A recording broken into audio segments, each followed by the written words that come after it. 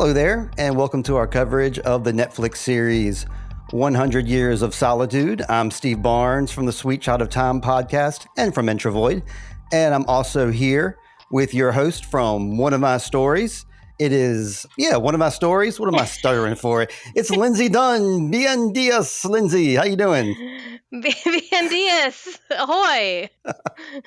Ahoy there. I'm feeling a little silly. I got stuttery at the beginning there. I'm usually a professional, right?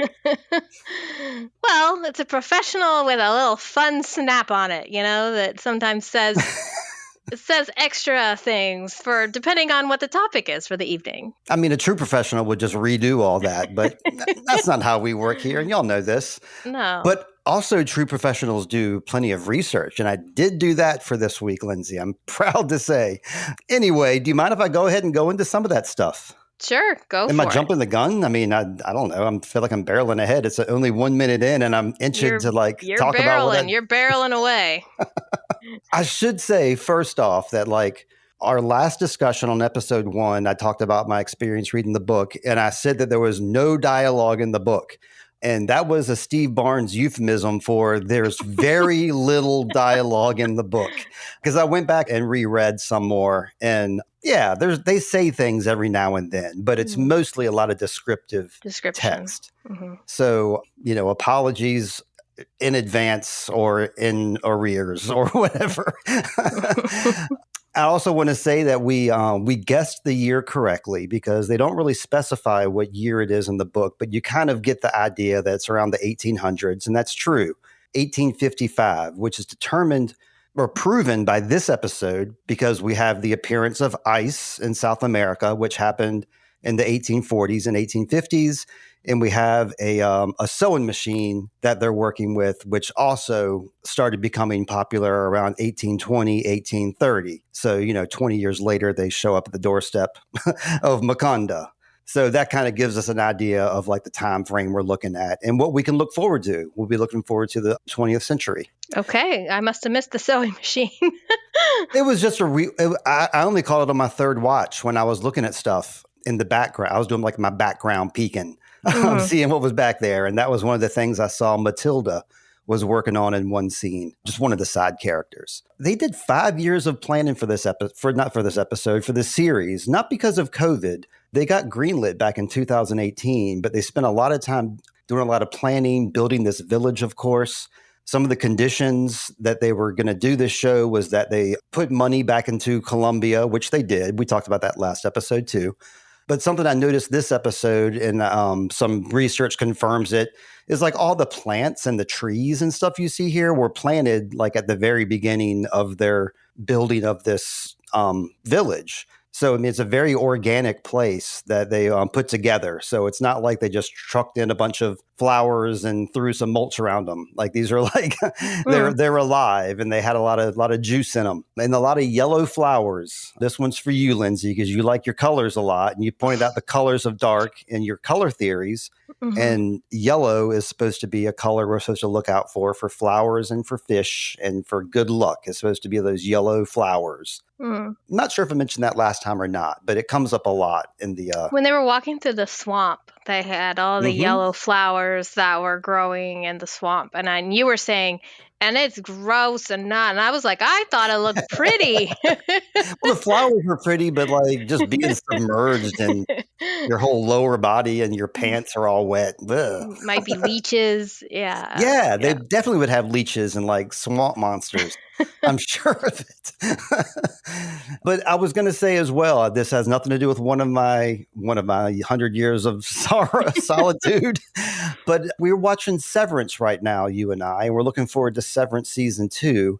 And there's a lot of color theory within Severance that we have yet to even talk about. For example, if you see anywhere with a green rug, that's the severed department. Anywhere with a blue rug is going to be a non-severed department. And they do that a lot in the show. There's other colors that are predominant too in Severance. I wrote that down as a note for you. I was supposed to tell you off mic maybe, but here we are. Well, I hadn't put that key together, but I had mentioned in the group chat that I was going to be looking out for blue and green. And just because I was like, these are the dominant colors in the show, I feel like. Supposedly, that's what Ben Stiller said that those two colors are supposed to signify, is blue is unsevered. Mm-hmm. Something I should have talked about last time, was the opening scene of episode 1, Macondo, when they were in their original village where they grew up and where they got married.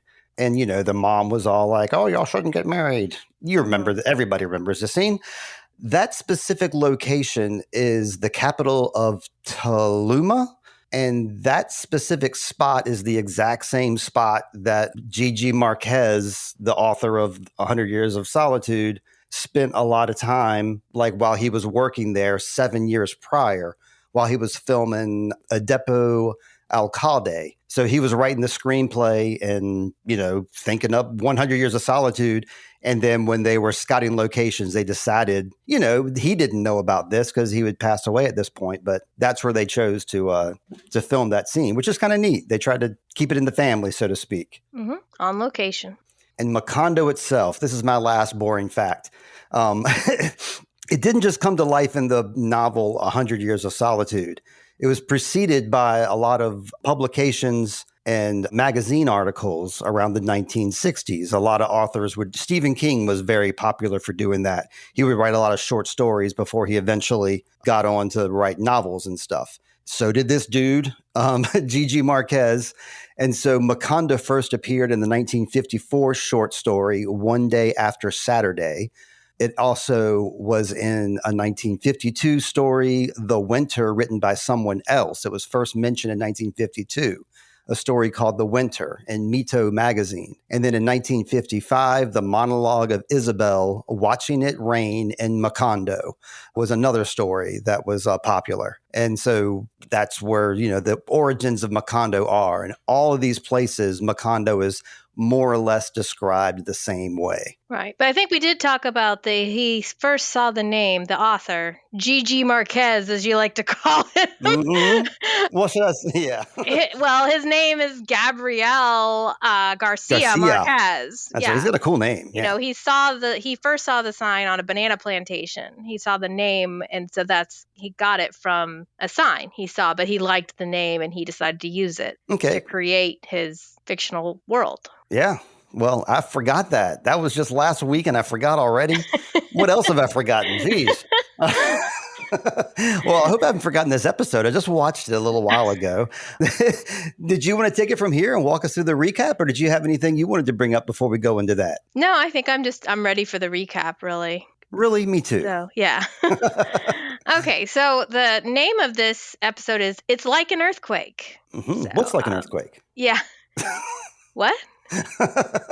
We don't want to answer that. We know what he's talking about. It's like an earthquake. It's like an earthquake. Okay, so the episode opens with a premonition. Aureliano, our main character, is underwater, and he sees these dead bodies that are under the water, and there are bullets flying and dead bodies, and blood is floating from the bodies. So obviously there's a bunch of injured people in the water, and he pulls a red scarf from one of their corpses, and he's holding on to that, and then he feels a hand jerk him up to the surface, and it's his brother when he's a little boy. But once he comes up to the surface, you see the two of them, but then when he blinks again, he's by himself and his hands are empty. Right. So I had no idea what to make of this vision at all, really, Steve. But I was like, okay, Aureliano's having one of his visions again.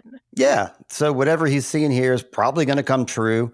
Perhaps in that very same river that he's swimming in, perhaps a battle will take place, and like many bodies will end up in the river there. Maybe one of them will have a red bandana on their arm. I mean, we'll just have to wait and see if this comes true or not. But that's what he's thinking about. Yeah. Yeah. Or maybe they think it's the bad color, red, like. I was thinking like blood. I mean, it seemed like an obvious metaphor to me. Like maybe that guy was bleeding from there and the red bandana represented it. And when he came up out of the water, I expected him to have like a bloody hand. He didn't have anything in his hand at all. Yeah. It was completely empty. Yep. So then we jump to Jose Arcadio Buendia in his workshop, and he's discovering the secrets of the universe, Steve. I mean, yeah, he's into it. He's driven. Ursula comes in and wants him to, not be just in his workshop all day. Kind of a typical, like, hey, you're being a workaholic here. Yeah. And I could use your help around the house and with the kids. Yeah, sure and could. he's like, come on, man, I'm discovering the secrets of the universe. And I've created a solar weapon. It uses sunlight and no gunpowder to defeat enemies, and he's wanting to do a demonstration so that he can sell it to the government. So once again, he's thinking about, even though he's created supposedly this ideal community that everybody's flocking to be at, he's thinking bigger. He's thinking, how can I use my position to wield power, get profit, and just like escalate my position. Like, he doesn't really want I don't know, we talked about communism a little bit. Like, he's sort of wanting to move from, not communism, maybe socialism, equal for everybody, to, hey, I, can do this extra thing. And so now I can sell it. Yeah, it seems like communism in the true sense of the word, like communal living is what it seems to me.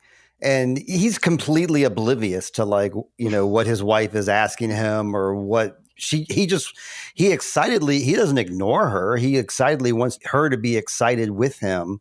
But, he's just going about it the wrong way. He's a bit short-sighted here.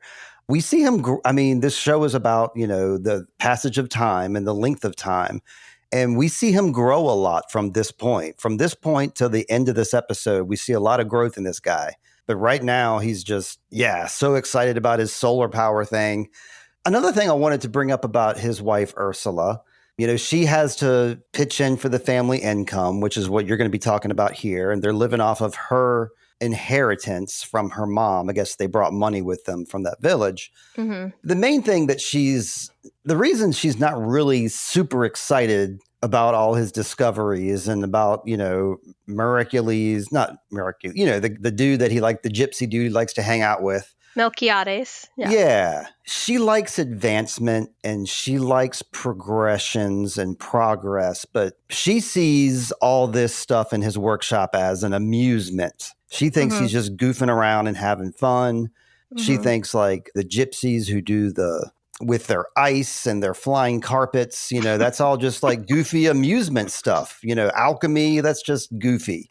We need some real stuff. She likes tangible things, like she's raised traditionally. We're looking at a marriage between a traditional person and a dreamer, and like maybe how they can somehow meet in the middle. We'll see. Yeah.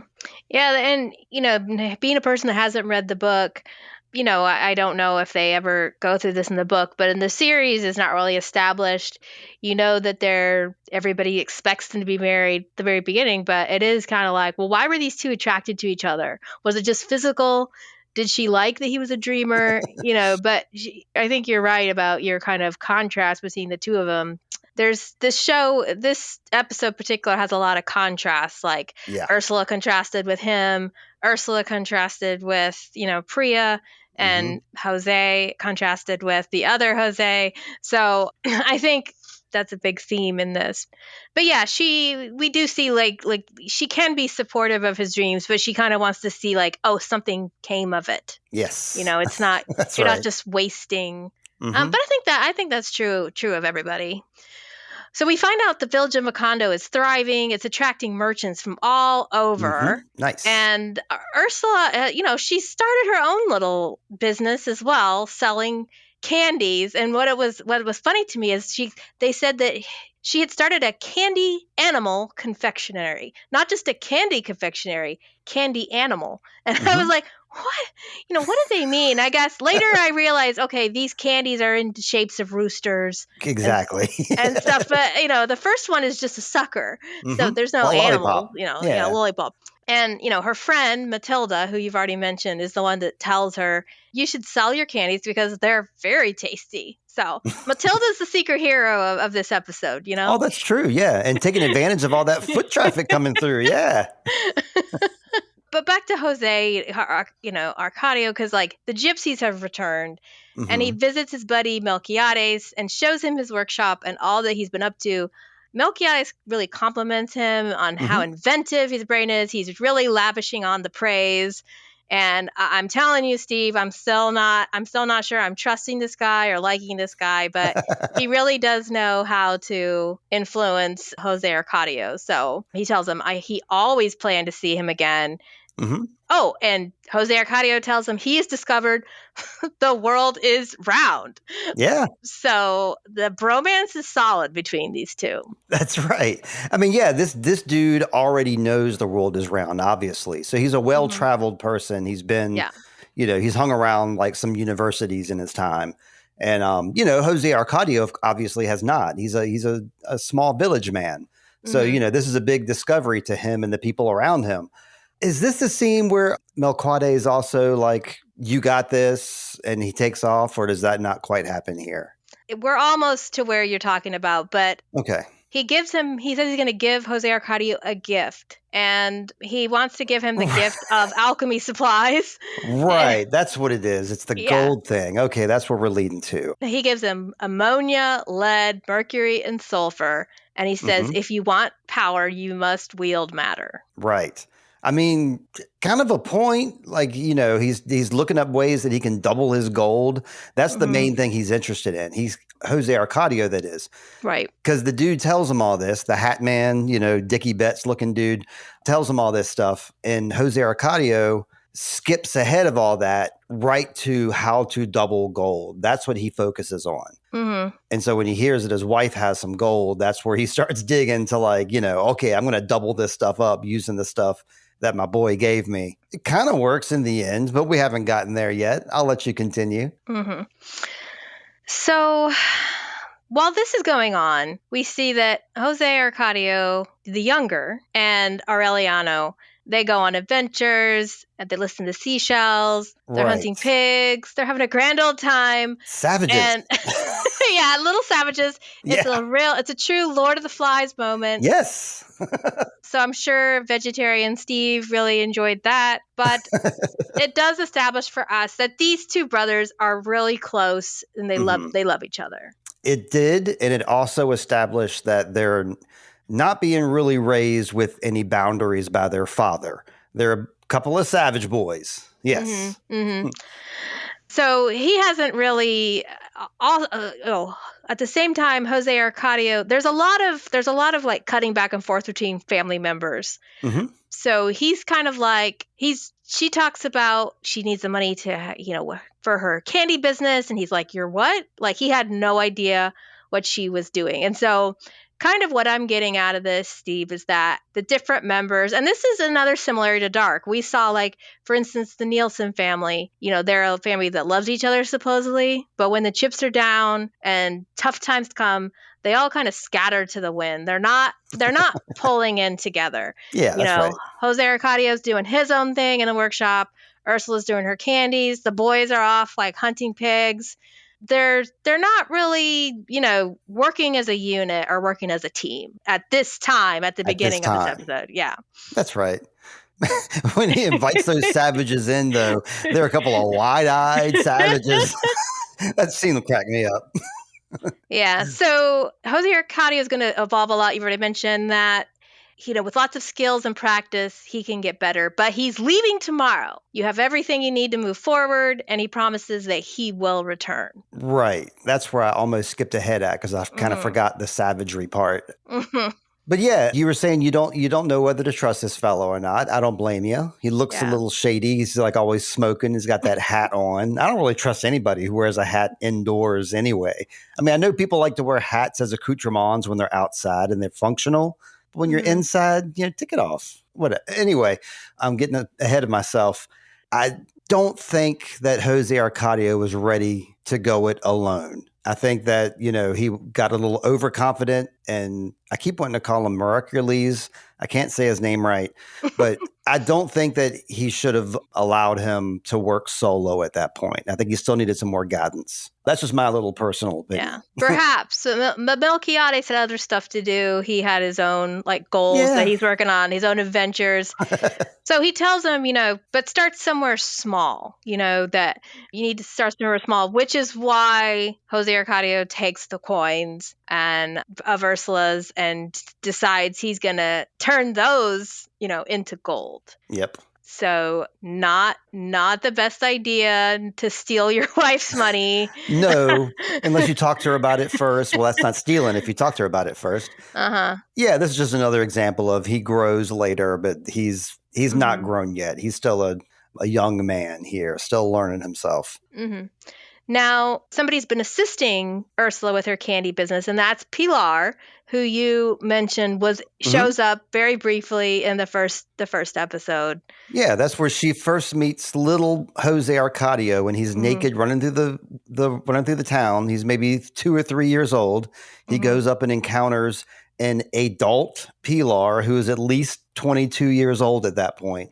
So they got about a 20-year difference between the two of them. Yes. So while the pig hunting is going on, Ursula has visited Pilar and asked if she knows where her children are, because this is a real village community. So, they probably saw Pilar quite often. So maybe they would play near her house or whatever. So we learn a little more about Pilar. She likes to smoke pretty heavily, and she reads tarot cards and uses that to tell people's fortunes. So I was trying to look up, I was thinking, you might think she's actually one of the gypsies, because of just how she's dressed. And sure. She's dressed like, contrasting her with Ursula. Ursula's always well put together, like everything. She's wearing her starch white shirt and her skirt and her belt, and it's a very appropriate outfit. Pilar's got her shoulder hanging out. She's got like beads, But they came from the same village, though. They're, I think they're both residents in Macondo, but it almost made me think either maybe she's been influenced by the gypsies, or, she too, maybe she likes them like Jose Arcadio does. She likes to hang out with those gypsies, and she thinks that they're pretty cool. So, well, she came from the original village that they came from. Everybody who's there right now is the original people who have came to Macondo. Because he makes a point of saying, like, I think in the next episode, the episode after that, he's like, nobody has died in Macondo. We've had like 2 or 3 births in Macondo, but these are all the OG people. She's part of the OG crew. Yeah, we never really saw her in the first episode, though, besides that brief scene. Right. So she asks Ursula to pull 3 cards and sort of name a topic. And the topic is Jose Arcadio, because that's her husband. So she pulls 1 card and says he views the world differently. And the second card, she says he's a man of passions and obsessions, but at least he's not trying to sleep with other women. She kind of assures her that he's obsessed with other things besides sleeping with around. So that's good. Right. The boys come up then with the pig, and she looks at the third card, but by now Ursula's left and isn't interested. Yeah, and we see it. We see it. We never hear what it is. So this is where I asked a group of my friends, like, what is this third card? And they said that the card is probably what's known as the hermit card, which is an old man holding up a lamp. Okay. So I'm like, well, what does that mean? Now, I don't know much about tarot cards, but I do know that they kind of mean things when they're in conversation with each other. So they don't mean anything by themselves. They have to be like kind of paired with the other cards so the person can interpret the fortune. But the hermit card, kind of one of the things that it means is the person needs to be by themselves to be able to reach their fullest enlightenment. They sort of need time alone to be a man of obsession and passion and view the world and to differently. Think differently. Yeah. He's got to be by himself to do it. That makes total sense. Okay. Yeah, but what was to me this isn't necessarily anything different, but it was just interesting how they showed her face when she sees the card, and she seems to be like thinking deeply. She meaning Priya, that she's really thinking deeply about this card. So I thought that meant it meant something bad.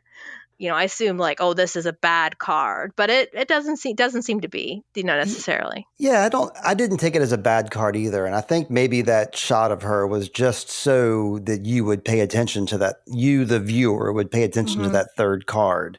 Because, yeah, that made me like rewind and look at it. And I wrote down in my notes that the third card appears to be the searcher holding a lantern. And so you said it was a hermit holding a lamp. So I don't know. I guessed wrong, but kind of in the same ballpark, I suppose. But yeah, it made me want to go back and look at it too. So I think Pilar's look was a was a clue for us to check it out. Mm-hmm. So at this is where she realizes he's used her coins for his experiments, and she was going to use that for the candy business. He has no idea she was doing it. I'm sort of repeating myself because this is what we already talked about. But based on her wishes, she says she wants him to start acting like a father and taking more responsibility for his kids. So he kind of takes that to heart. Now, when this scene first plays, he kind of goes, "Boys, come in here," and shuts the door. And I was like, "Oh gosh, is he going to punish them? What's happening?" Because it kind of seemed ominous. But he's kind of bringing them into his world, as a matter of fact. He's going to teach them how to fish and show them how he sees the world. I have an idea. The last card was the hermit. And, she was looking at that like, he's by himself. The very next scene, he invites some more people into his workshop to defy that card, it seems. Right. Well, I mean, Ursula didn't see what the third card was. I mean, not Ursula. I meant Pilar. That's what I meant to say. Pilar. So Pilar was looking at the card of the hermit. Mm-hmm. I misspoke. Yeah. Well, I said Priya for some reason, too. So I misspoke as well. But it's Pilar. Yes. Pilar. Yeah. But yeah, those guys they're merging their worlds now. This is another example of like some, savages coming into the world of science. That's exactly what it is. I mean, you're saying savages, but I kind of think of them as just like boys playing. Isn't that what? I mean, now maybe boys don't play by killing pigs, but I'm thinking of it in a more esoteric way. Like this is like early man finding, science and like learning about their universe. Like they represent, when I say savages, like it's like they represent like a caveman era. Yeah. That's right. I can see that. I mean, why not? Let's have fun. Okay, so then, oh my gosh, this next part. Okay, so from here on, it's off the rails. Yeah. So it seems like maybe, like I'm thinking the setup here is that after these savages, after they've decided their father decided to spend time with them, they're bathing, they're getting cleaned up and all that, and Ursula comes in and sees that her son is very well equipped, well endowed. But that's not a good thing in her opinion. Yeah, and she tells, like Pilar can tell that Ursula's very upset. And it seems like these two are pretty close because she's like, what is it? Did Prudenzio show up again to haunt you? So she knows about their past, the ghosts of their past. Yep. She knows all the stuff. So Ursula tells her that what is happening is that her son, it's just much worse. That he might as well have a deformity. He might as well. It's worse than having a tail. And Steve, I mean, we know that is her worst fear, is that her child will have a pigtail. So she's equating this. I think the reason that she thinks that is because if he has a tail, that means he just has, I guess, normal genitalia, so he can still reproduce and whatever. But if he has this like abnormally large member, then nobody can reproduce with him. Therefore, like, he can't find love, or I don't know what she's thinking, but yeah. Now you read the book, Steve. I would think this would, was discussed in the book. Maybe you don't remember that part. No, I mean, I reread this chapter like before we got on here, and it's played out exactly as you see it here. Okay. Nope. She's like, well, yeah. So I was reading an analysis of this, and they were saying that this shows how repressive that Ursula is. Like, she's a loving mother. She loves her kids. So it's not like she's abusive, but she's compared to Pilar, who's obviously very free with her body and is like, yes, like this is exciting that he has this size of equipment, that Ursula's like, oh, this is bad. This is very, very bad. Anything outside of what she considers the norm is bad to her. Yeah. So that falls in this category. Yeah, which is bizarre because her husband is outside the norm, right? Maybe not this way, the same way, but yeah. So Pilar assures her by saying she'll read his cards too. Oh, yeah. Well, we know you will. Okay. So the first card, she has him pull 3 cards. And the first card, she says, you're unconquerable like a hurricane.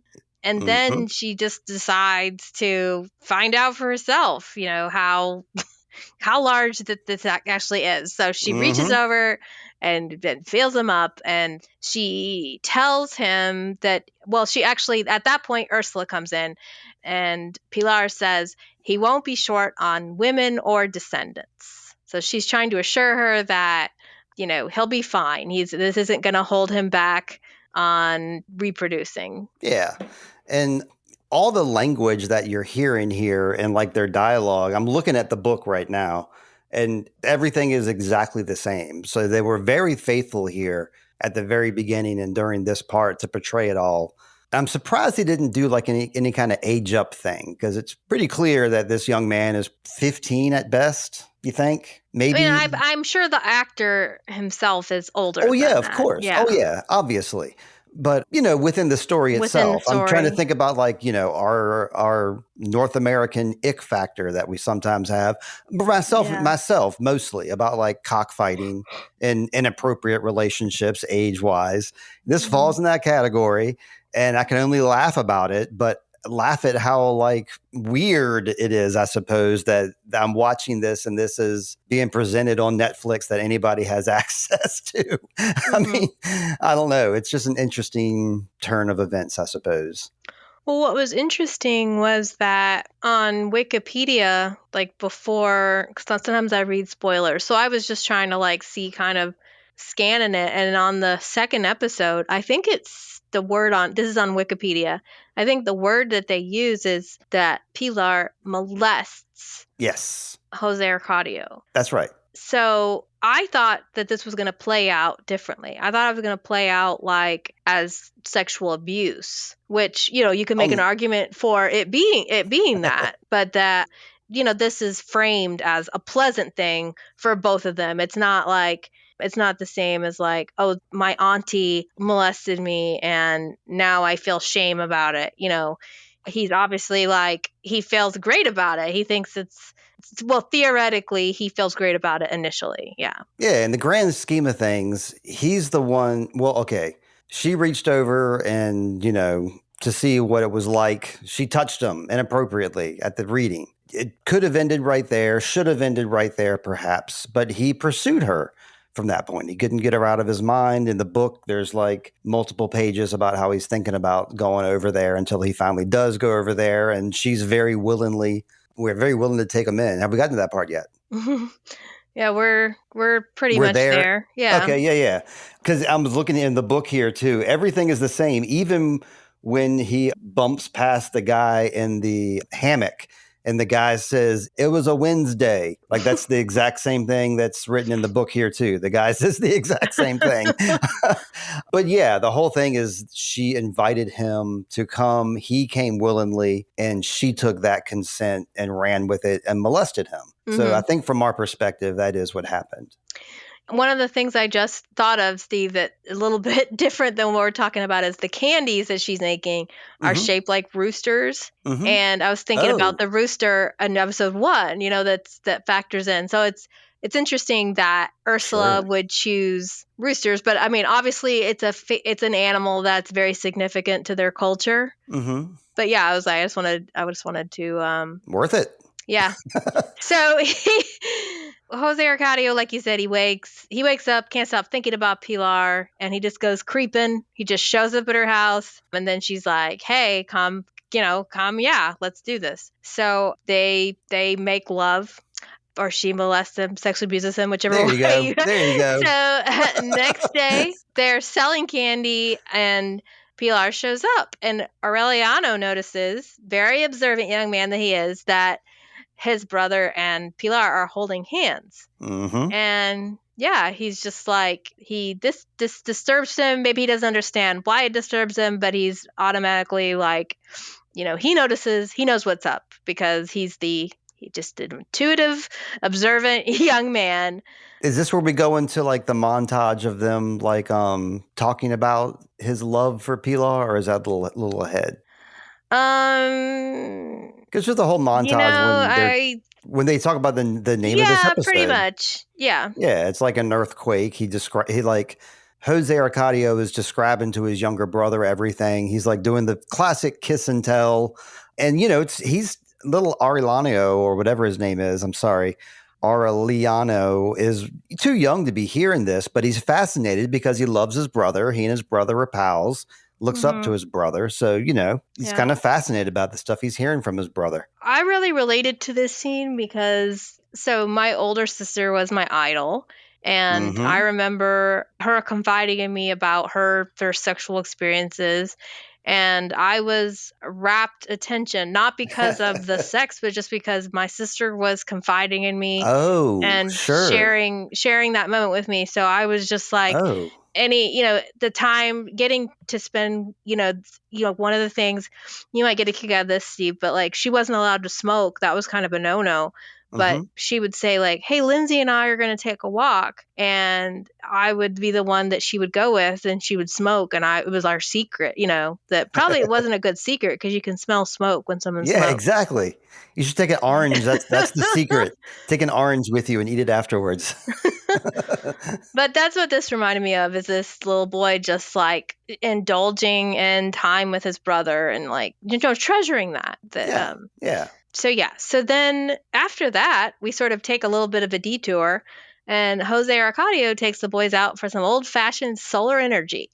Is that this scene? Okay. Yeah, it cuts pretty, like these boys are like talking about this experience that the older ones had.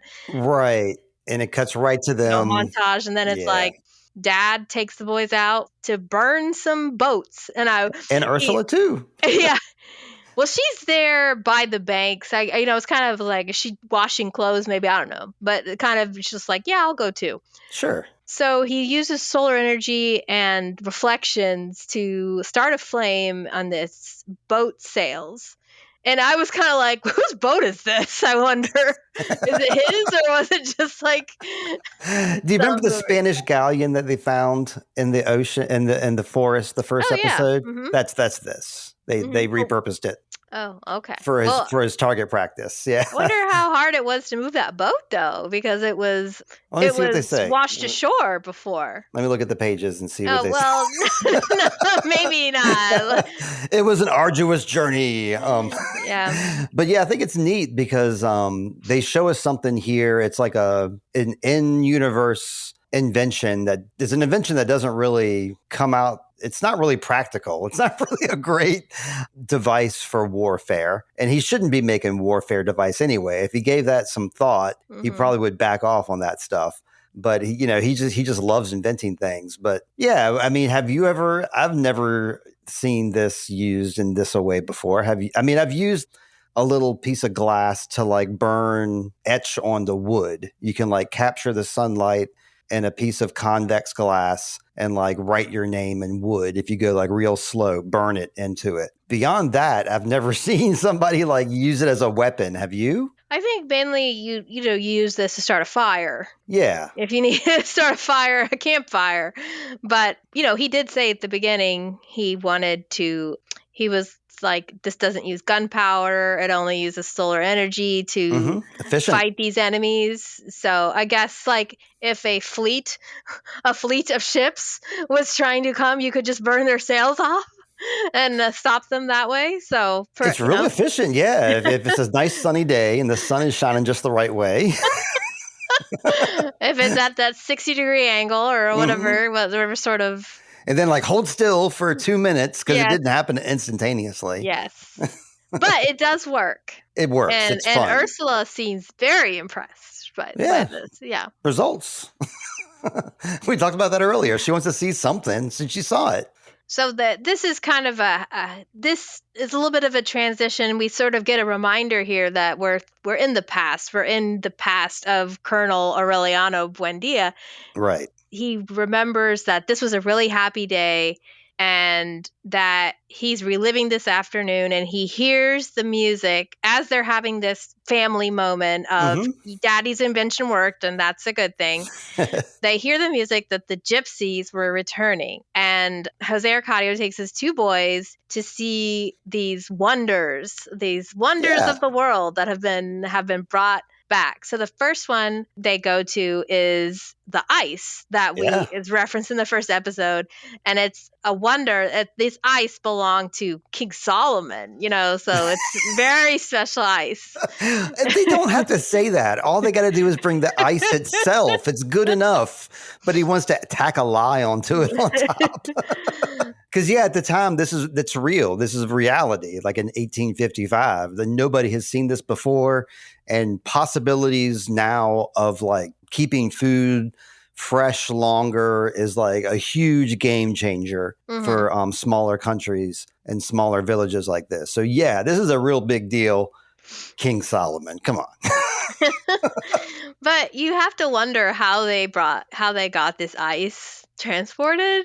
Sure. I guess that's not part of the story, but it is like, because they're keeping it inside of this ice chest. Yeah, it's an ice chest. I guess it's a chest that they've decorated to look like just a regular like pirate's chest or something, and it has chains wrapped around it and a padlock and. Right, but like all this weird treasure. stuff is like based on reality. Like, remember his magnets? Those are just magnets, and this whole cannon. It's just it's just a magnifying glass. This is just a cooler. It's just a glorified cooler that they're carrying around. They probably have a lot of ice on deck because we're trying to base this in reality somewhat. Because all these these guys, like this one guy, can dump that stuff on himself and make himself invisible. We see that a little bit here. So I assume that there's some sort of like science that they figured out to keep this ice fresh in the way it is. I'm going to stick my foot in reality and say they can do that. That's fine. So that it's going to going to cost money to see this, and it costs it rips them off. Touch it. So I thought it was funny though. They go inside and Jose Arcadio's going to touch it, and the guy goes, "Nope, 5 extra." And then he looks at Jose Arcadio, and Jose Arcadio's like, "No, he doesn't want to touch it." Oh, that's right. And Aureliano, I missed that. Yes. So there's a contrast between these two brothers. That Aureliano, Jose Arcadio is like the stable builder of the community. Like he's the guy that would probably be a policeman or something, a very stable job. Aureliano's the dreamer. So he wants to touch the ice, and he realizes that when you touch ice, it burns. Yep. It's very hot. Again, with the opposites. There you go. That was a cool scene, like when they open it, because it's coming at some point that they're going to look at ice. They're talking about in the first episode. It better happen. Come on. Yeah, he said he said it was the world's biggest diamond. That's what he thought it was. Yeah. But you can't blame him for thinking that. He's never seen water frozen before. So this is when they leave the tent, and a man puts syrup on his head to make himself disappear.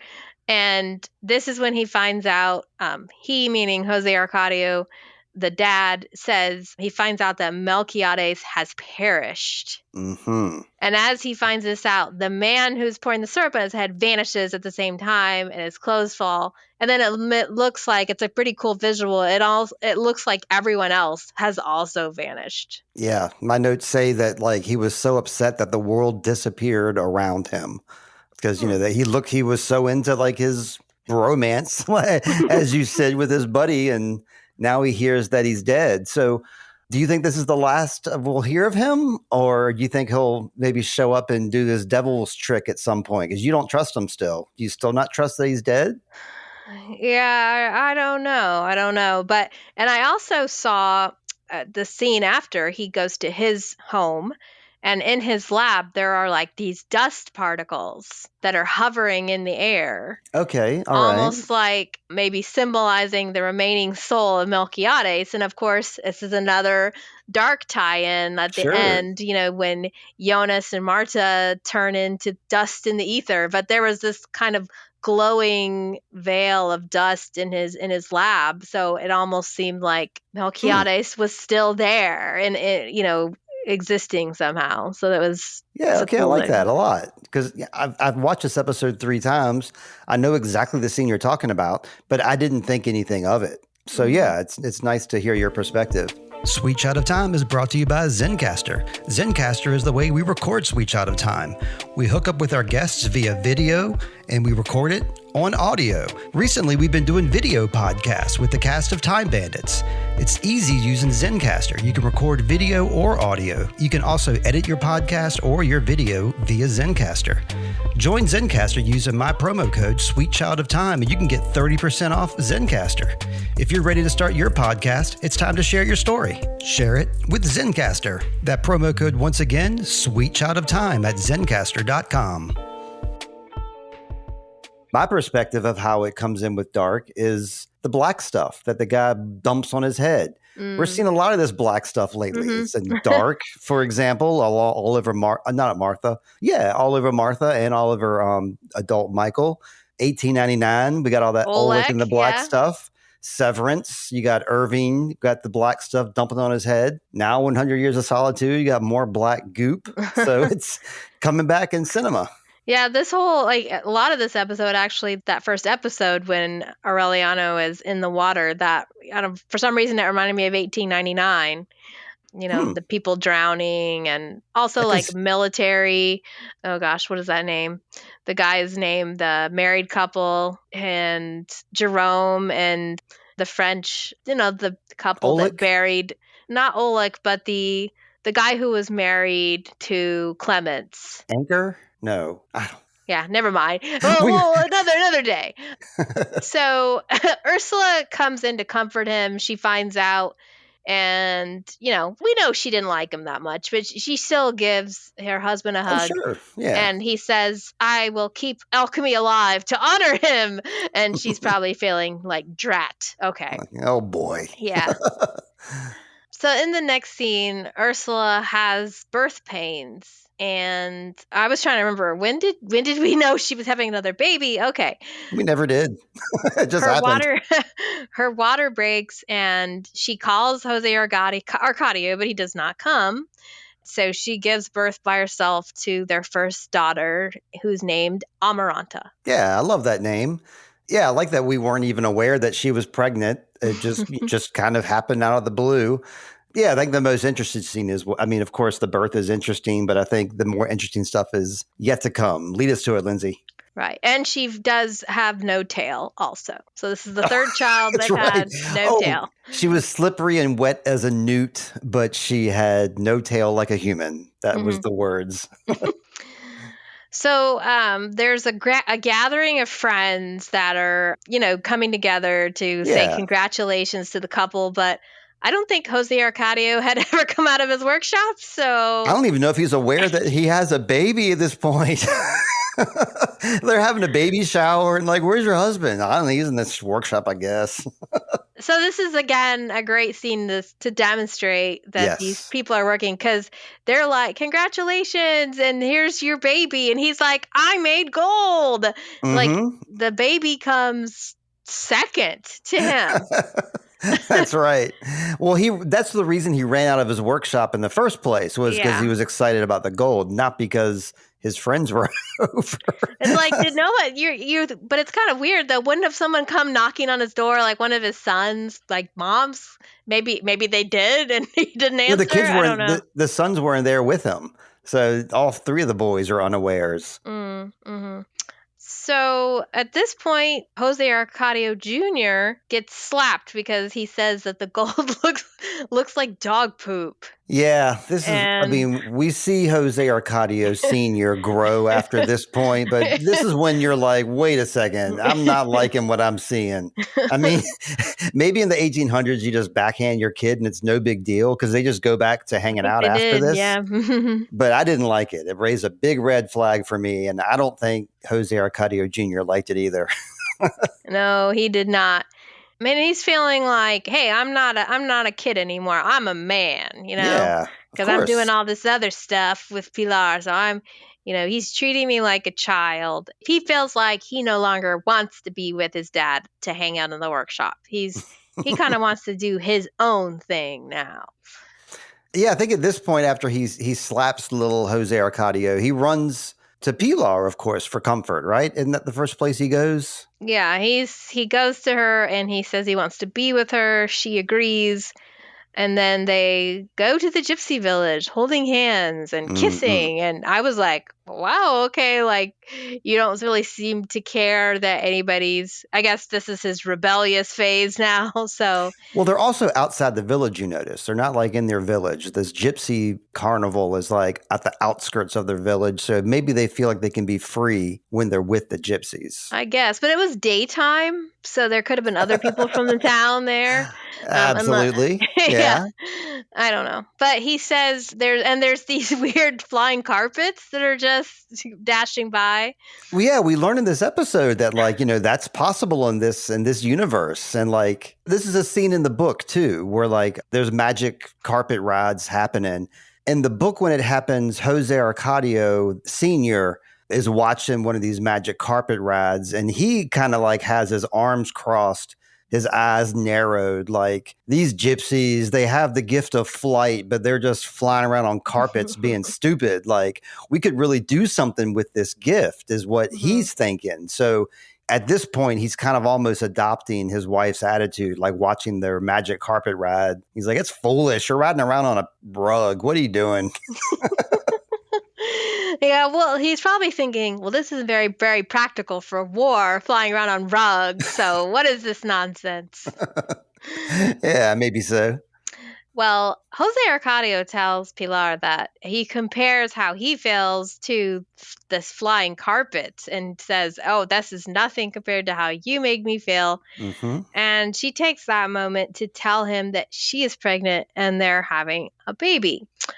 So he immediately turns cold and walks away from her. And I guess, yeah, so he's at home pouting. He's not just And pouting, he's like shaking. He's having yeah, a real like negative reaction to this. I thought that too at first. My first view through, I was like, "You big baby, man up. He did something here. Like, you can't just act like this." But then yeah. like second and third watch through, it's not like I felt sorry for him or anything like that, but I was like, he's having a real panic attack. He's like, he does not Mhm. know what to do right now. He is completely confused and screwed in the head. So he's Yeah, really and messed I up. guess this is when we remember, how he's just a boy and all that. But Uh-huh. it does like, I don't know, seem like, I wonder in his head why he had this reaction exactly, because in this, I guess mentally you think, well, in this time period, people got married pretty young. They, Hmm. had families pretty, so 15 wouldn't have made, maybe this would be normal. You'd be like, start thinking about marriage, about this time anyway, because you're learning a trade and you are, getting older. So it was just, you might think, I don't know, you might think mentally at first he would be like, hey, this is exciting. Now this is what I want. Because he said he wanted to be with her. So That's the best way to do it. yeah. So I mean, I guess, he's not really making an income, but do young people think about that kind of stuff? Like, how am I going to support a kid? Not in this village, I don't think. Yeah, I think in this yeah. village, he would just. That's the problem. Is he works with Pilar, and his mom is best friends with Pilar, and so that's the problem. Like if his mom doesn't accept it, which he probably has this inkling in his mind that his mom's going to be mad about this, and he's right. Then what's he going to do? Like he can't stay home. I don't know. I think his brain is broken. This broke his Yeah. little brain. Yeah. So our Hosier kind of does retreat to the safety of home initially, and he's, on his bed, and his brother is, wants to know what's wrong. And, he's insightful as ever. So Jose Arcadio kind of snaps at him, though, and says, leave me alone. Yep. And then he feels bad about that. So then he decides to go again to the gypsy village, but by himself. And he's going to just make some mischief and hook up with some random girl whose joints sound like dominoes. I mean, this is not the right move at all, but it's also understandable because he found his best pleasure like in having sex with Pilar, and now he's like doesn't know what to do, and like, oh, here's a pretty woman, I'm going to have sex with her. That's his comfort zone. Mm-hmm. So he's just seeking some sort of, I don't know. Or he's just horny. I don't know. He sucks. Yeah, he wants to just leave the world behind. And I'm trying to devil's advocate the guy. That's what I'm doing over here. Yeah, I know. But this episode, I guess we can talk at the end about overall thoughts, but I have some thoughts about this episode. Okay. So Aureliano realizes that Jose Arcadio has not returned home, and he goes looking for him with Ursula. And they say, hey, let's go ask Pilar because, Pilar's our family friend. But she's hiding out and refusing to show her face. I'm sure she's very upset. She seemed to genuinely, I guess, see a future with this guy. Because we don't see we only know the internal dialogue of Jose Arcadio. We don't really know if Pilar's feelings for him are genuine or she as well just wanted, to roll around in the sheets with somebody. But, she seemed genuinely happy that they were having this baby. And, maybe you do find out that in the book, in the Cliff's Notes version of the book, Steve, that, she's living alone with all these brothers. So I'm not sure if she's just an independent agent or if she just never found somebody to marry or like why she's living. I got the answer. She was molested as a young child by a much older man. And that ruined her perception of relationships and love. And she never sought to be with anybody after that point. Okay. Like being with somebody like a committed thing. She just, That's right. Didn't trust men. Yeah. But she can sort of trust this younger person that she feels she can wield and control. Yeah. I also wanted to add, I got the perception that the reason she didn't answer the door and was crying was because she knew that Ursula would be pissed off at her because Ursula would blame her for, being not blame her necessarily for being pregnant, but for like being the impetus for Jose Arcadio to run off. So I think she's afraid to face her friend here. I think it's more of that. Yeah, but she could theoretically just say, I don't know where he is. I mean, she's not showing that much yet. So I had the same thought too.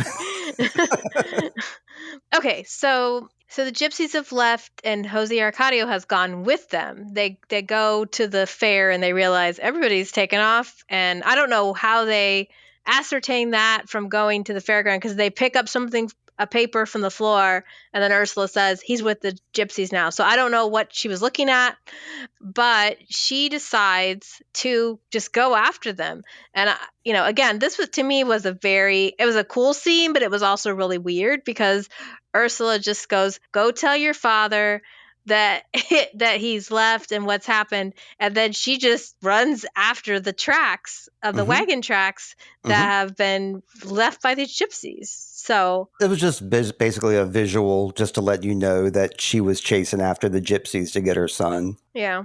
But did she think she was going to catch them running after them? Eventually, yeah, because gypsies don't just keep running, they stop. Yeah, they stop for the night. So the cool visual is the fact that these torches all just kind of come out from behind these trees like fireflies, and they all run past Aureliano. He does as he's told, which is he's supposed to stay there. And then they come back, but it's without mother, without brother. It's now just Jose Arcadio, Amaranta, and Aureliano. It says that the narration says that Jose Arcadio is consumed by consternation, but that's not what we see visually. The family they seem fine. They don't seem like they're that upset about it. And in fact, Jose Arcadio becomes a suddenly attentive dad who's, taking care of both his children pretty well and getting his work done. Oh. And he's showing Aureliano how to hammer silver. Yeah, this whole thing is about how they don't show it very well, but what is going on here is, yeah, he is inconsolable. His wife is gone. He doesn't know what to do. She's gone for 5 months. That's the amount of time that she's gone. And he takes solace in taking care of his kids. And that's when he like becomes a better father. That's when he finally notices he gets like the whole nurturing part. Because before he just saw the kids during meals and when it was playtime. Now he's making their meals and he's bathing them and he's putting them to bed and he's waking them up. So he's learning what it is to be a father. So that's basically what this whole chapter is about, is, him having to jump into being a dad. Mm-hmm. So there's another kind of scene where the 3 members of the family are in the same room, but they're all in their own little worlds. Exactly, yes. And, Jose Arcadio is facing to the right, working on the secrets of the universe. And Aureliano's facing to the left. And we find out later he's doing silver, working silver.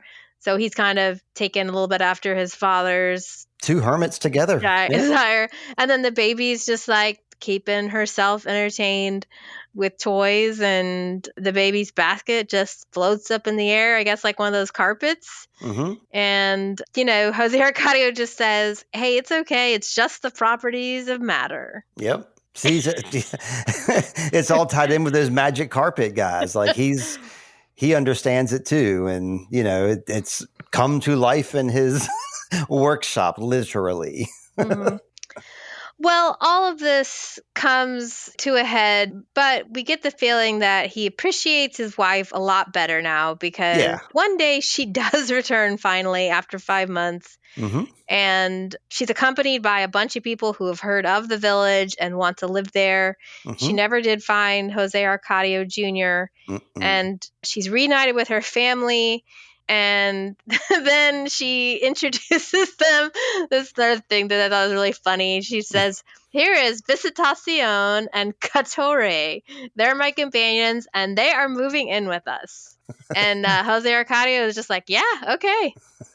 What I thought was funny about that, when me and Heather watched this for the first time, it's like, she's like, okay, this is Visitacion and Catore, and they're moving in with us. And then Jose turns around and shakes hands with Visitacion. He's like, hello. And Visitacion is like, thank you for letting us move in with you. Mm-hmm, and mm-hmm. I said to myself, I kind of have no choice in the matter. I never agreed to this, but sure. Yeah. Okay. What I wrote down, Steve, was, and you'll have to tell Heather this later. I said, well, because she said, these were my companions for the road, right? So let's imagine that, you've been gone and you return and you say, Heather, these are my companions of the road, Lindsay and James, and they're moving in with us. Well, she's doing to him what he did to her when he brought the dude over for dinner, and she was like, you got to talk to me about this. Yeah. And then she pulls this. So I think she's kind of doing one of his moves on him. I think that's what might be going on here. Now that I think about it, she's going on her own journey by himself, forcing him to live by himself, just like he did to her.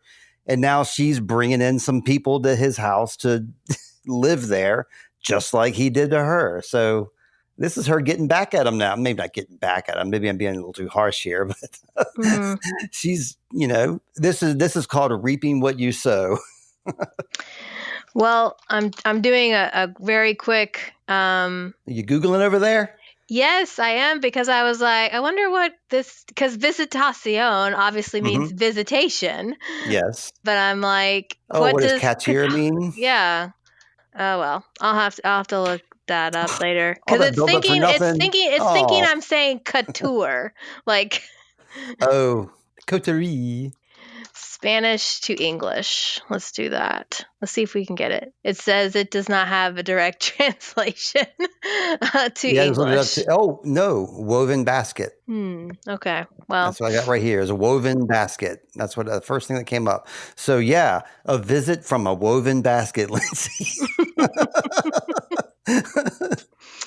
But, yeah, they got new pals now. They're going to move in with them. Let's see what happens to their old pals. Okay. Well, I did miss one more thing that Jose Arcadio says. He says, you did it. You found a path to connect Macondo to the world. That was my note previously that we missed. Yes. Okay, so talk to me about that, because I didn't understand that. Just the obvious, like there were all these merchants that were coming through their village that were buying lollipops and stuff like that. Mm-hmm. But they didn't have any kind of direction. They didn't know where the nearest village was. They don't know where they are. They're just surrounded by water. So Ursula, while she was out there, actually found the pathway. So now people can leave the village if they want, go visit other places, and basically like they found the Panama Canal, basically. I think that's what the implication is supposed to be. Like, this is like their liaison to the outside world now. Yeah. Well, this kind of reminds me a little bit of, these two were sort of coming at the world in a little different place. And obviously he's appreciative of the fact that she came home, but he's also admiring of the fact that she had this adventure maybe that he didn't do. And it kind of reminds me of that. There's the movie Rear Window, where I don't know if you've ever seen that one, where, Sure. Jimmy Stewart's in the wheelchair and Grace Kelly really believes that they are the right people for each other. But he's like, you can't track with me. You're wearing this like fancy clothes and dining on these steaks. And I'm like going through the Sahara Desert and all this stuff. And then, they have this adventure together, and then he kind of sees her in a different light. Yeah. Classic. Yeah. Yeah. So everything, there's this very cool, cheerful music playing that, we heard in the first episode too. But the only person who still seems sad is Aureliano. He does stop and he looks back, and I'm guessing he's thinking about his brother, right? Yes, the fact that he missed his brother. That was his best friend, his brother, his confidant. It was everything to him. Yeah, that's right. Mm-hmm. So then, Ursula and Jose Arcadio, they renew their marital vows by, we see the clothes on the floor, and he says, don't ever leave again. And she says, you the same. So I think these two understand each other a little better now. Absolutely. Yep. I think so too. Hopeful for, like I said before, this is a completely different guy than we saw at the beginning of this episode. So he's grown a lot. I think at this point, he's only grown for like maybe a year. I think maybe a year has passed since the beginning of this episode. So there's a big year for this guy. Mm-hmm. So there's a knock on the door, Steve. Oh. And it's Santa. Yay. Nope. It's Pilar. And she has a baby with her. And she tells them, yeah. She's like, whose baby is this? Ursula's like, whose baby is this? And Pilar says, yours. It's mine. But it's your grandson, Jose Arcadio Jr., is the father. We fell in love. And then Ursula really is... This would be the third. I hate to interrupt you. This would be the third Jose Arcadio, the baby. Because you got the senior, and then you got the young man, and now you have a baby. Well, I hadn't gotten to that part yet, Steve. But yes. Sorry. So they have Jose Arcadio Buendia. Jose Arcadio is what they call the son. And this little guy, they just call Arcadio. To avoid confusion. To avoid confusion, yes. But right, we haven't got to that point yet. We haven't named him because we're still doing the handoff right now. How's the handoff? Hanging out. How's the handoff going? Yes. So this is the part that, I'll talk about this later. But in brief, basically, Ursula blames Pilar for her son disappearing. She says it's all of your fault that he left, and you used witchcraft so that basically to seduce my husband so that you could have a baby. And before they finally do it. Not seduce my husband. You misspoke there. I didn't say husband. The tape will prove me right. Okay, my son. Yes. But she also mentions that he has the eyes, you just by looking at him, you can tell that he does belong to your family. And then Jose Arcadio Buendia, the senior, he's like, he has the eyes of our fathers. I thought that was very dramatic. It was. I like this vast difference here. Ursula is like, this baby is a spawn of witchcraft. I don't want it. Jose Arcadio is like, no, this baby came from us, so we're going to raise it with us. Huge difference. If Jose Arcadio wasn't standing there at that moment, Ursula would have rejected the baby and Pilar and sent them running. Yeah. But the other thing Ursula says, is your actions have brought shame to our family. Sure. I mean, yeah, she molested Arcadio. I mean, molested Buendia. You can't do that. Like, what about his actions, Steve? Oh, yeah. Okay. Good point. Let Ursula know that, Lindsay. Yeah. Well, yeah, we can talk about that after when we finish. We can discuss this a That's little an more. excellent But point. Yep. I have thoughts about this. Yes. Okay. We find out they call him Arcadio for short. And then Aureliano's learning silverwork, and he's become silent and solitary. Mm-hmm. He's hearing this creaking noise that we're hearing too, and maybe or maybe not, it's actually happening in real life. It could just be one of his premonitions. Mm-hmm. We see Amaranta and Arcadio are playing, and they kind of jump all over the room. I guess this is another one of those long take shots of the house where they did like 3 or 4 of those this episode. I like it. I like it a lot. Yes. So then we see this rocking chair that's moving of its own accord. She also mentions no speaking Wei-Yu, which I guess we're going to find out what that language is, perhaps in the next episode. Oh, okay. But I wonder Gotcha. if it might be, because we've never heard this word before, but Right. one of the kids is speaking Wei-Yu, but it might be a language that they've heard in the village with all the new people. Maybe they're new friends. Or this is their language they speak. So anyway, she says, don't speak that language anymore. And Aureliano says they're almost here. Right. And we get like a smash cut to nothing. Like, but both these first 2 episodes have like ended us. Well, it did its magic on Heather. Because like when we watched this second episode, I was like, do you want to keep watching this show? And she was like, oh, yeah. And she immediately like put the next episode on. So I think that like Netflix or the directors are doing their trick there. But yeah, it doesn't give you like an ending to the episode. It's just a lead into the next one. Oh, and the rocking chair is that you see it at the house first, the small one, but then it jumps to like a rocking chair on the beach. Yep. There's red water, so it might be connected back to the first premonition that he had at the beginning when there's blood in the water. Perhaps. I don't know, but you probably know what it is, Steve. So I believe the next episode we'll probably see a human person rocking in that chair. That's my prediction. Let's see. Yeah. How do you say his name again? I hate to keep going on this, but I'm just awful at pronunciation. Aureliano. Okay. So he's like a young man now, teenager, spends a lot of time in his lab, and he's like the next hermit up. He's following in his dad's footsteps. And what you said, I didn't catch it during the episode, but you said that, he spends his next few like time in solitude, like the name of the show. We have to point out. He says he became silent and solitary is what the narrator said. I wonder if he'll live to be 100. That would be interesting. I guess they call that electively mute, when it's not like you're born mute, but you just choose not to speak. So it seems like maybe what they're saying is that he doesn't speak for years, and then the first words he says coming out of that are, they're almost here. I got the feeling that maybe he's not really talking to anybody much. Wow. Yeah, you're right. Some things go over my head, and that did. Yeah, that's exactly right. I agree with that. I'm jumping on your theory, calling it mine. So yeah, I want to talk about this, my overall thoughts about this episode, if I could. So this episode made me mad. I guess you maybe got that premonition, Steve. It kind of seems, I mean, I know that this is how cultures were, but it seems like this thing where, Pilar is being shamed for this action.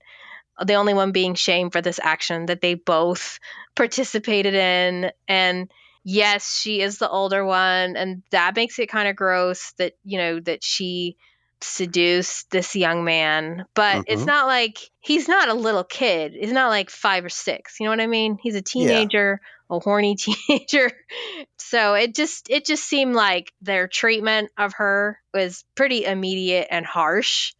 Okay. And I wonder what happens to her, because she's now shamed and not like this family was probably the best friends that she had. And That's right. Yeah. Keep watching. Yeah. Did we ever find out what? Oh, okay. Something else. We see Pilar again. Yeah, this isn't the last we'll see of Pilar. She carried a Buendia child. Sure, Ursula's pissed. Sure, she never wants to see her again. But realistically, she is part of the family now. Just like, me and my ex-wife are separated and divorced, and we're still part of each other's lives. It just happens when you have children together, whether you like it or not. So I have a feeling we'll see some more Pilar in the future. And you are right. Pilar shouldn't need to be shamed for this.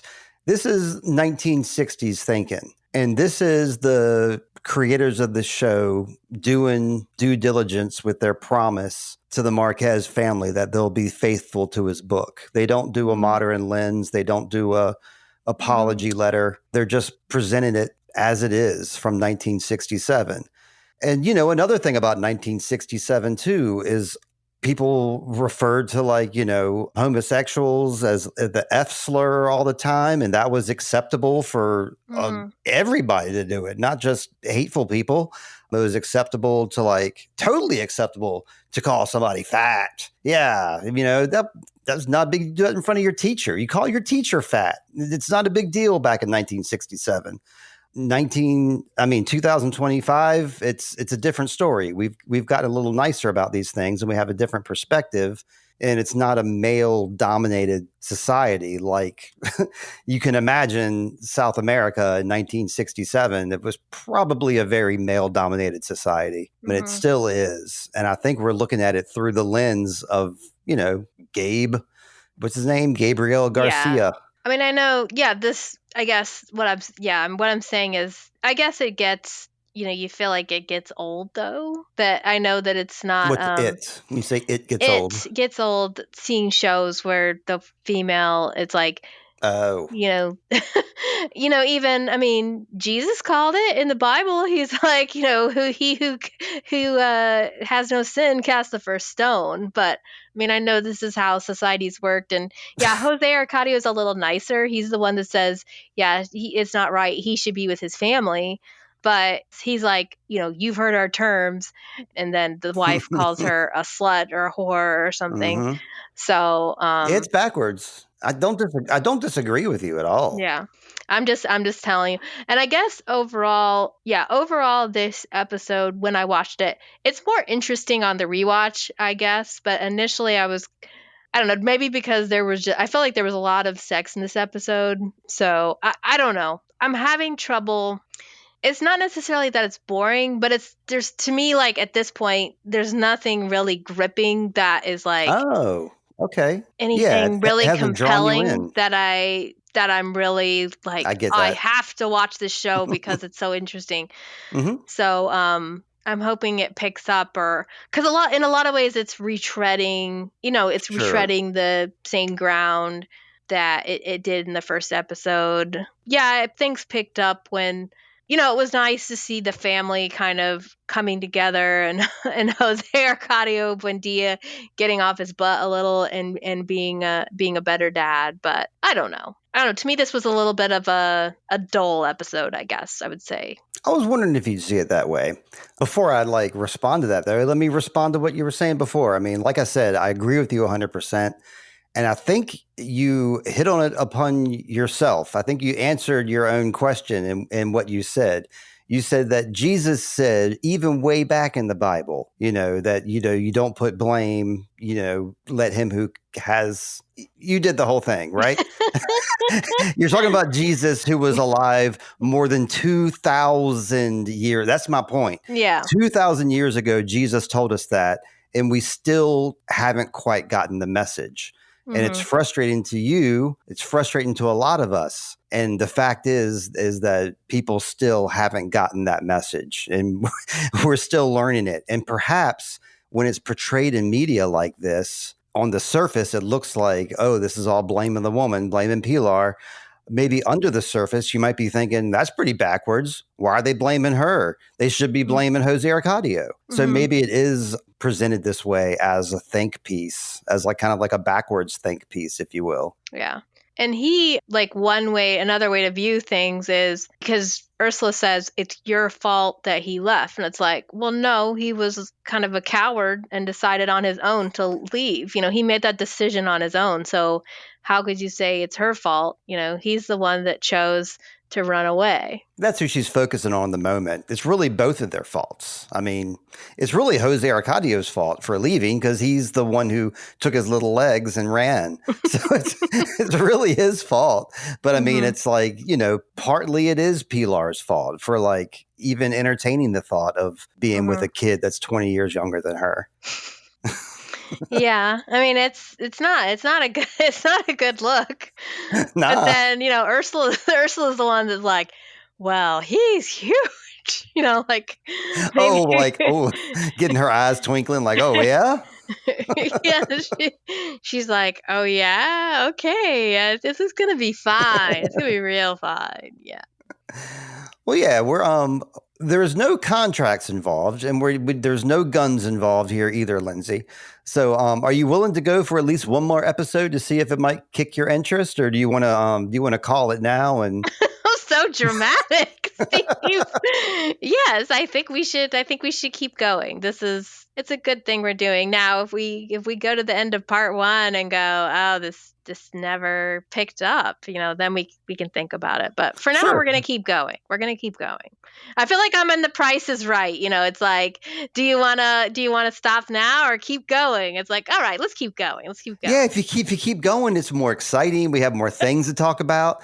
Maybe the show itself might be boring, but when we get to the conversation, we'll talk about things like Jesus and the nature of man and science and alchemy. It's a conversation starter. Yeah, the conversation is good. So that's what keeps me going, Steve. There you go. But yeah, I mean, I am into this. Maybe you can sense my enthusiasm. I'm liking this a lot. If I didn't like it a lot, I wouldn't have very many notes or very many things to say. What do you like about it? I don't know. I like the way that it's non-spoilery. Sure. Yeah. Well, I mean, I don't think spoilers are a big deal. We know that this is going to keep going for 100 years, so it's not going to end tomorrow. I like the way that it's not quite, you don't really get to know these people. It's not like a really character-driven story. It's more high vision, more like a higher overview.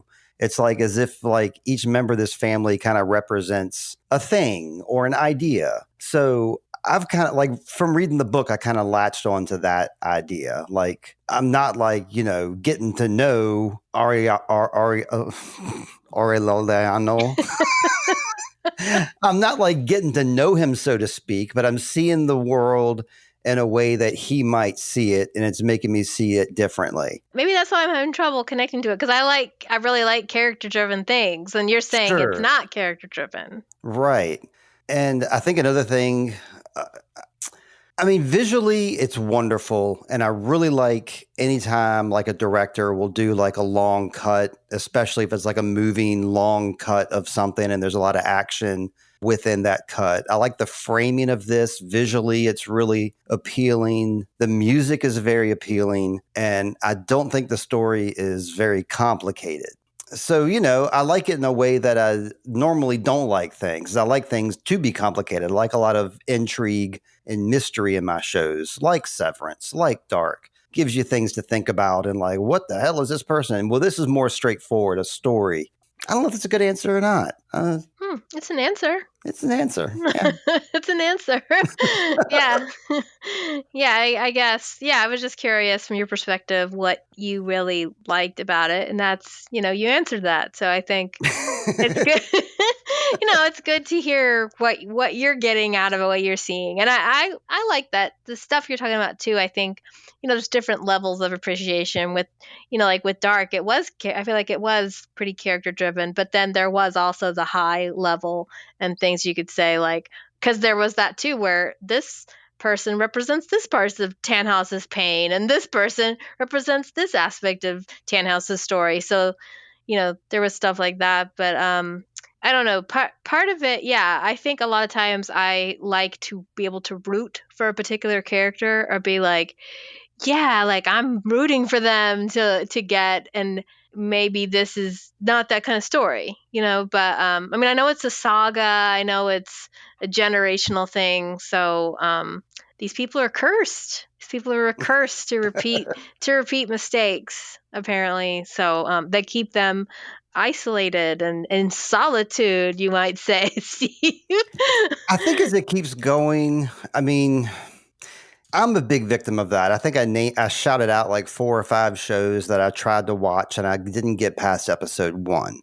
So, you have a specific reason to continue watching this, not just your own entertainment, but, we decided to do this together as a project. So what's my point here? It will show itself as I think the more interesting and repeating things will start happening in the next episode, perhaps. And I think if you end up not liking the end of season 1 or don't want to continue after season 1, that it may not interest you to continue going, because that's a perfectly relevant thing where a show has a good first season, but like I don't know, you're not interested in continuing. I guess what I'm trying to say is the story as a whole. It's not just one episode or 2 episodes. It's a whole story. So when we get to the end of that first half of the story, I think then will be a good time to especially if you commit to doing the whole thing, then would be a good time to have a retrospective thought, a more global thought about the whole show in itself. Because, we're getting the setup right now. Like our main character is still only 12 years old. Much more to come. But yeah, it's a little disappointing that, you don't have the same hook that I do, but that's also good because we're 2 different podcasters. We represent, you're Jose Arcadio, I'm Ursula, or maybe the other way around. And, that's how this works. If we were both the same and felt the same, then well, it might be more boring. It's good to watch different kinds of shows too, and not always, stick. I like to expand my horizons and stretch. So we don't just want to repeat and keep doing the same thing. It's like you want to be able to appreciate different kinds of stories and see the beauty in them. And so this might not end up at the end of the day, it might not end up being like my favorite show of all time, but it still might be an interesting thing to discover and, find different ways to appreciate shows than I usually do. So yeah. And plus, sure. I just like talking with you. Yeah, this gives us an impetus. I've got plenty of other ideas up my sleeve now. So if we veer away from this 100 years, then you can't get away from me. I got more things to talk about with you. So we'll see those in the future, maybe when we finish up this. I'm going to start ramping us down there, Lindsay. Okay, sounds good. Because, yeah, you told me your thoughts on the episode. I guess I expressed mine and the whole overall series. I'm on board. I love it. I did have another point to make, but as usual, while we've been talking back and forth, it flew away from me. But doesn't matter. Thank you, everybody, for listening to us. This is what I'm working on right now, so I don't have anything else to plug. I'd just like you to keep on listening to Sweet Child of Time and to one of my stories. Lindsay, how about you? Did you have any last words or anything to plug before we leave? Well, the North Carolina Film Critics Association will have their Best of Movies awards out tomorrow morning, so look for that. I'll be should try to post the list sometime, as well as coming up soon will be my Best Movies of 2024 list, my personal list, and look for that on oneofmystories.com or on the socials at oneofmystories. Right on. And you can see me at sweetchildofTime.com. Maybe hit us a line at sweetchildoftimepod@gmail.com. Yeah, that's it. Lindsay, I'll be talking to you again next week or the week after or the week after that. I don't have any clever last words. So until then, I hope you always find water and shade and shoes, Lindsay. Bye. Bye.